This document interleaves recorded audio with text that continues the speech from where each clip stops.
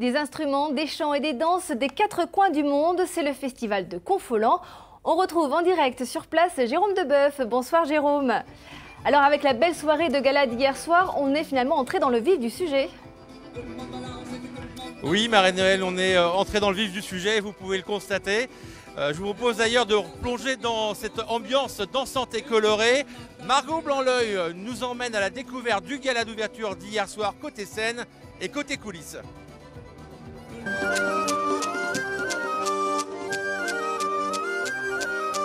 Du Caucase à l'Océanie, en passant par l'altiplano bolivien, le voyage est immédiat.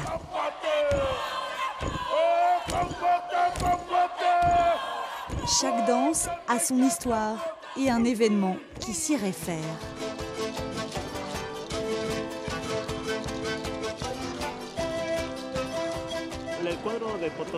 Le département de Potosí présente un rituel qui s'appelle Tinku. Cela signifie rencontre, réunion. Un rituel où les paysans s'affrontent, honorent les dieux pour demander une bonne récolte. Ils font d'ailleurs des offrandes à la Pachamama, la terre-mère.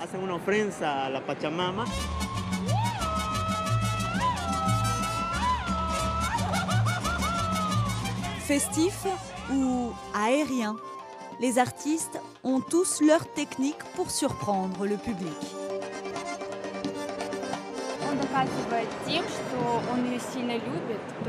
Il y a une impression de flottement dans cette danse.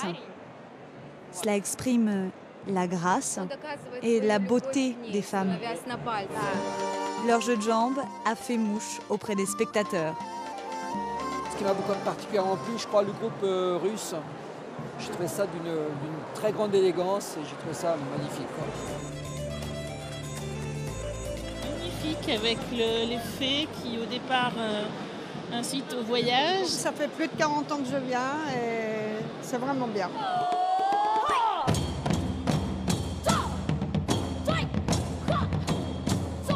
Mais le spectacle n'est pas seulement sur scène, il se passe aussi en coulisses et vous allez vite comprendre pourquoi.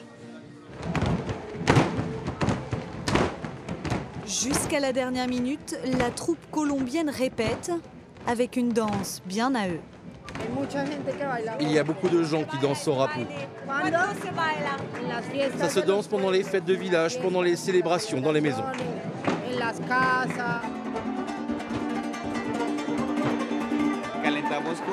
Nous nous réchauffons avec notre musique traditionnelle, d'abord à cause du froid et aussi pour nous permettre d'avoir une meilleure énergie sur scène.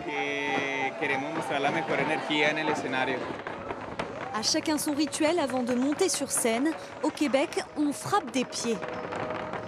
Qu'est-ce que je fais pour déstresser? Je pratique, je respire, puis je reste avec ma gang, puis on se tient ensemble, puis on est prêt à aller sur scène. Avec ma gang? Avec ma gang, avec mon groupe. Ils se connaissent depuis 2 jours seulement, mais les artistes partagent déjà l'esprit du festival.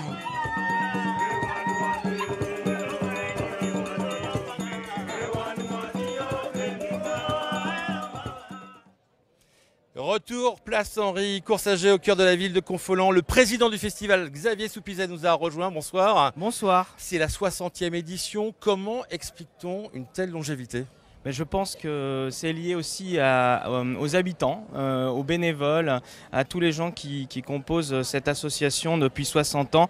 Il y a une fierté, ça vient de la fierté, je pense, des bénévoles qui ont voulu poursuivre cette grande aventure. Et après, c'est un lieu de confluence géographique, de confluence des peuples et qui a été bonifié par l'idée des fondateurs, bien sûr, Monsieur Desafis, ensuite Henri Coursager, Philippe Bouty, moi-même.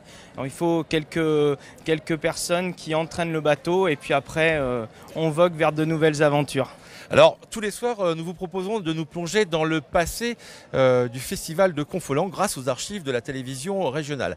Direction ce soir l'année 1974 avec un sujet commenté à l'époque par Marie-Agnès Cordier.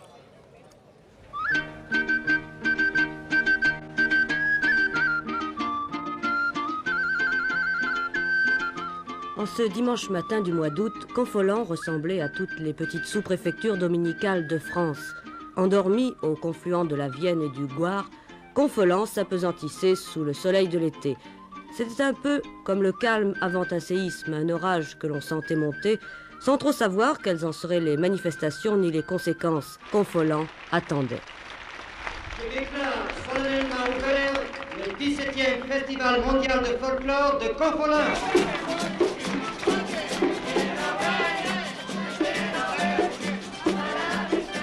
Par-delà le spectacle qu'offrent les troupes invitées, le festival de Confolens, c'est toute une atmosphère, un contact entre Charentais et étrangers, une chaleur humaine, une amitié à laquelle on tient beaucoup à Confolens et que l'on vit intensément pendant une semaine, une communion qui dépasse les simples bonnes intentions et chaque année, le miracle se produit. Retour. Nous sommes toujours sur la place Henri Coursaget avec Xavier Soupizet, le président du festival. Comment s'engage-t-on finalement à la présidence d'un festival qui est très chronophage, qui demande beaucoup de temps? Oui, eh bien, en fait, proche d'ici, il y a 30 ans, j'ai commencé par vendre des programmes aux 4 rues, un lieu emblématique de Confolens aussi. Et puis, ça c'était le début d'une grande aventure. Tout de suite, j'ai senti que le festival ferait partie de ma vie. Après, je ne savais pas si j'allais être président ou vice-président ou autre, mais c'était une chose qui me tenait à cœur et qui a été dans mes choix de vie importants.